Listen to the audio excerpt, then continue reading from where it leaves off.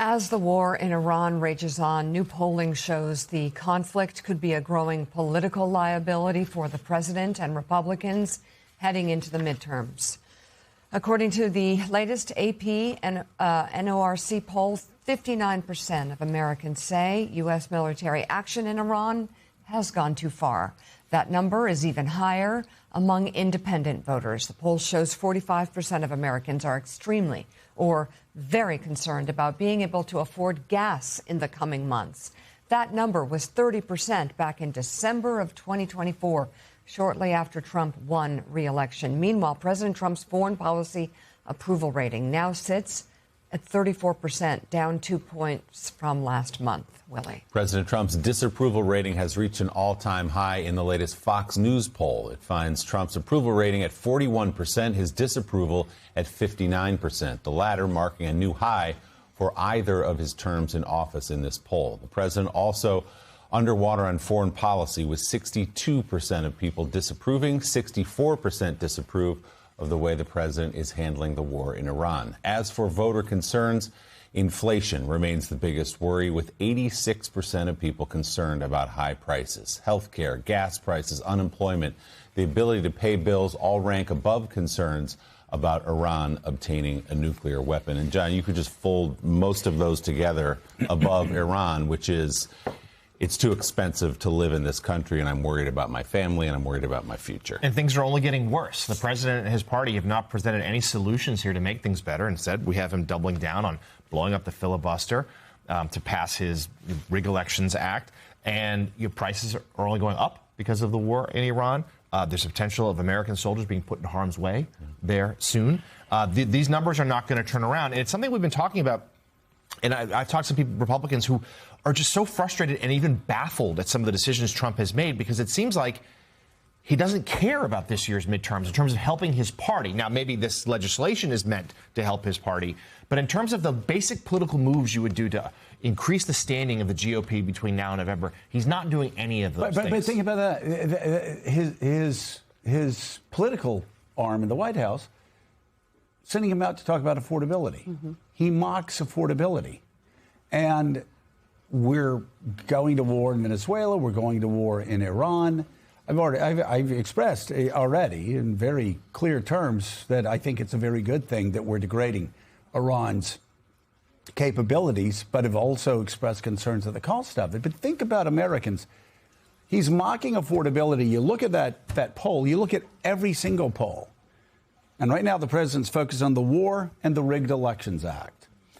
Instead of talking about inflation, instead of talking about the high gas prices, which he says he doesn't care about in the short term, instead of talking about the high cost of groceries, the high cost of health care, he's talking about the Rigged Elections Act. Instead of talking about keeping Americans safe at the airports, he's talking about the Rigged Elections Act. Instead of talking about housing prices out of control, he's talking about the Rigged Elections Act. Which he calls the Save America Act. Instead of talking about health care, he's talking about the Rigged Elections Act. And let me tell you once again, if you just tuned in, and people are lying to you through their teeth about the Rigged Elections Act, it is not about safe elections. It's not about voter ID. I support voter ID. The Rigged Elections Act actually is about throwing millions and millions of Americans off the rolls, both Republicans and Democrats alike, both left-wingers and MAGA voters. It will throw them off the rolls. The Rigged Elections Act doesn't allow you to use your own driver's license for voter ID in 45 of 50 states. It is quite clearly the Rigged Elections Act. And again, he's talking about the Rigged Elections Act this morning, while security threats grow every hour in America's airports. He's talking about the Rigged Elections Act instead of grocery bills. He's talking about the Rigged Elections Act instead of gas bills. He's talking about the Rigged Elections Act instead of health care costs. He's talking about the Rigged Elections Act instead of everything. He's talking about blowing up the filibuster for the Rigged Elections Act. John Thune goes, that's not happening. Other Republicans say, that's not happening. What's he doing? He continues talking about the Rigged Elections Act. And you just wonder, because Caddy asks the question, when are Republicans going to say, you know what? I think we probably shouldn't have the worst landslide in an off-year election that we've had in our entire lifetime. But he needs to rig the election so he doesn't have that. And that's why he's pushing for the Rigged Elections Act, which John Thune said, we're not going to help you get the Rigged Elections Act through breaking the filibuster. But he's breaking America's airports right now. Gas prices are going to $4 a gallon. Grocery prices are going up at their fastest rate since 2022, 2023. Housing more expensive than ever. People can't afford their health care.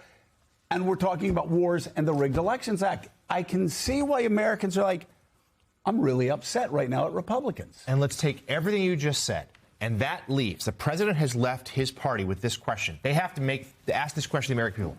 How have we made your lives better? And the answer is they haven't. They simply haven't. And that is why the party is resigned itself. The House is gone. And more in the GOP believe the Senate could be too. Really, you look at the numbers in every single poll about affordability, the word the president mocks on gas prices, on groceries, on the war. You just go down the list on health care. These are the top concerns of Americans in every single poll, and Republicans are doing nothing about it. They're effing up our airports. They're creating a security risk. They're voting no to paying TSA agents. They have a president who's focused on the Rigged Elections Act that wants to stop Americans from voting the way he votes. Now, isn't this is the way billionaires think, right? The rules that apply to everybody else do not apply to me. And so you look at all the billionaires in the cabinet, you look at all the billionaires who are the president's friends, you look at all the billionaires in the White House, and they're thinking, yeah, we can vote this way, but we don't want anybody else to vote. This moment is the moment that defines the new Republican Party. We can vote by mail, but you, the hoi polloi, can't. We can say, this is the end of American democracy. Voting by mail will destroy. Let's save America. Hold on one second. It's actually rigged. I'm going to vote the way that I say, Honey, can you mail this for me? I have my ballot. Now let me get back to saying how this will ruin America. I mean, it's that seriously. That mail-in ballot didn't help him in the Mar-a-Lago district. This is a cartoon play, like South Park. Unfortunately, it's a very serious Matt Parker situation. and Trey Stone are going, for the love of God. Yeah. We can't even make fun of this because it's beyond parody. But this is today's Republican Party. And they need to step up and just say, Mr. President, stop it. You're not helping yourself. You're not helping us. And we're going to get wiped out. And have a. We've never seen them do that. This might be the moment. Have we ever seen Republicans step up and stand up to Donald Trump? In this moment, with everything you just described, with those lines in TSA, and with gas prices where they are, and prices going through the roof, and President Trump mocking the idea of affordability, they spent the night last night giving each other trophies and new awards that they invented. The threat of terrorism looms larger every day. Former Homeland Security Secretary Jay Johnson, thank you very much for coming on the show this morning. We appreciate it. We're very cheered up by your words. I feel like I've gone to church. Yes. And all the people said. Final thoughts. I worry that this president is his own national security advisor, his own political advisor, his own legislative affairs advisor. He's not listening to anybody, and there's no one in his administration who's pumping the brakes on his instincts right now, saying, Mr. President, you can't do that.